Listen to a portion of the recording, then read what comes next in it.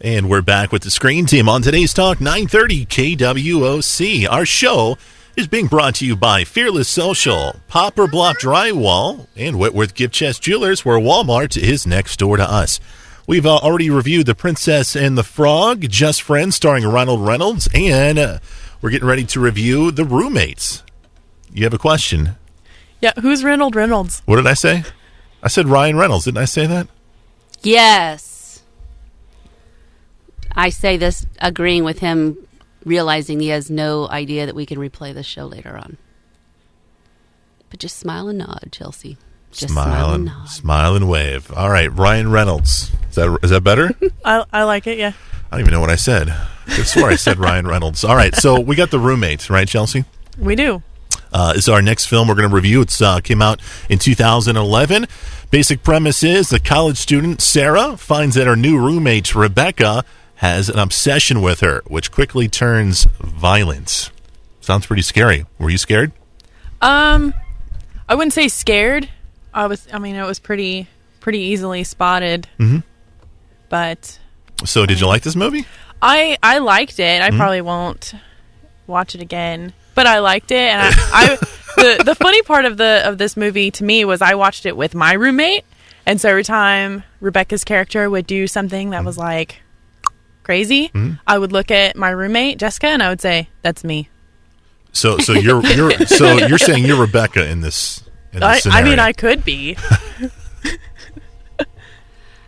Nothing's creepier than watching The Roommate with your roommate. No kidding. I was just thinking the same thing. That is pretty creepy. Can imagine showing this to a bunch of high school girls who haven't gone off to college yet. Right? That would be great. Let's do this in high school. And let's get your moms to watch and your dads to watch so they're totally freaked out. Right. So I'm going to be pretty honest with all you guys. This movie is, what did I say? This movie's pretty. Prettiest movie. Prettiest movie. It's prettiest You're on a movie. roll, babe. Bunch of savages in this town, man. This movie is pretty terrible. It's pretty horrible, just like my speaking today. That can't talk well. No, man. I mean, everything from the acting to the screenplay, it's just predictable. It's not scary, and it's supposed to be scary. It's supposed to shock you, and it doesn't. So I'm going to be honest. I picked this movie because my roommate thinks that the male character is really easy on the eyes. Well, that's one of the points that I liked about this film. Not the guy. The guy was easy on the eyes. No, but the two young. I love that you're so in touch with your masculine and feminine side. You know what? You two are off the Screen Team. Every time I come on the Screen Team, I get kicked off. He can't kick me off. I own it. What I was going to say was the two young ladies are very attractive. Oh, and that's are pretty they? much the only thing in this film that I found entertaining. See, it's all about what you lead with, babe. Why don't you go ahead and lead? You're obviously doing better than I am, so go on.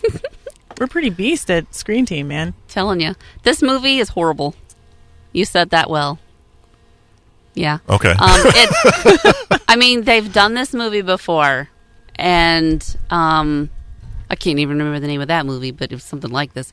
But it was, this movie was just, it was a bad idea because it's been done before. You got a phone call over I got there? a phone call coming in. I have no idea who it is. My son has my phone. That's all right. Let him take. Okay. Go ahead. Yeah, go Sabrina. ahead and get that. All right. Just, you never know. It could be the boss calling. You know what I would, in this movie, I would have liked more of her backstory as to why she was so crazy. Right. When they brought in for like 2 seconds her past Parents and you're right, living- her past fling, I guess, is something that you can call this girl. But it was like a 5-second deal, and then they never really explained. They never went into depth what happened or what was going on. So I felt like that was a bit of a cliffhanger, I guess. I would have appreciated more backstory. I can agree with that. It would have been nice to know a little bit more about why she was so nutty. But she was so nutty, and yet the other girl was just so unaware. And I think that is what made the movie awful. Because how do you not see that coming from that person?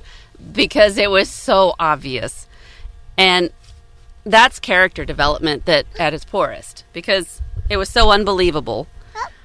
And the boyfriend. Yeah, I mean, just everybody. Like Right, they're the just- teacher hitting on her, and I mean, it was just like, really, you're gonna go in all these. And it was just like, It was like a how's cliche. the easiest, the most cliche ways that we can, let's pull everything we've ever seen in a movie before and try to put it into ours and make everybody think it's original. And I'm offended by that. So there's nothing new and original in this movie. The concept, yes, she gets a roommate. She's going to go out and party with the girls.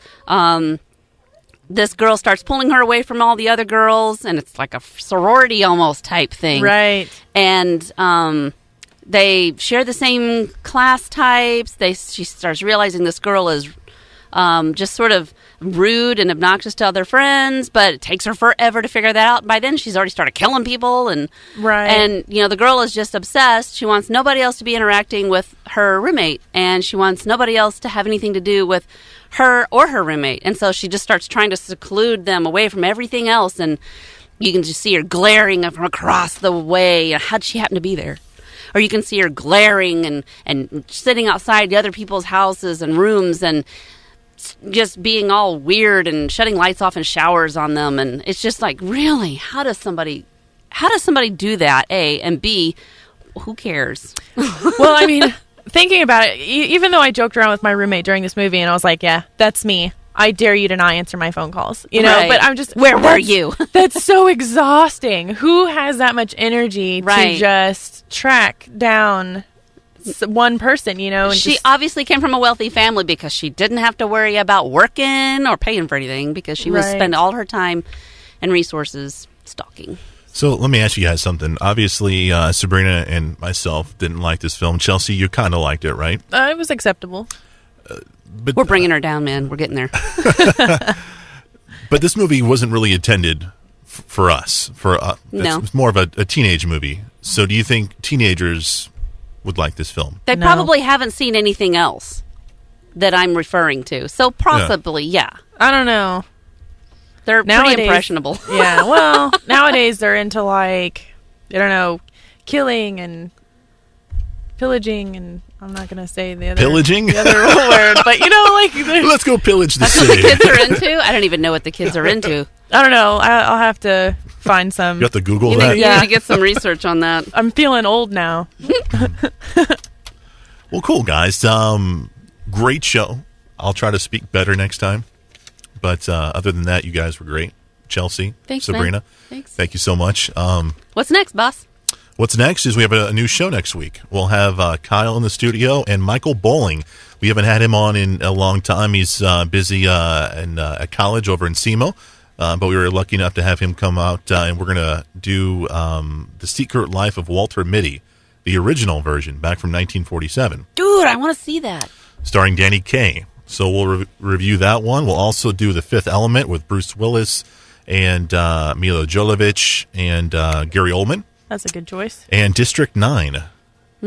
So those are our movies coming at you next week. So remember, for Everything Screen Team, find us on Facebook, YouTube, and also on Twitter. For Sabrina, Chelsea, Luke, and Chris, we are the Screen Team on Today's Talk 930 KWOC.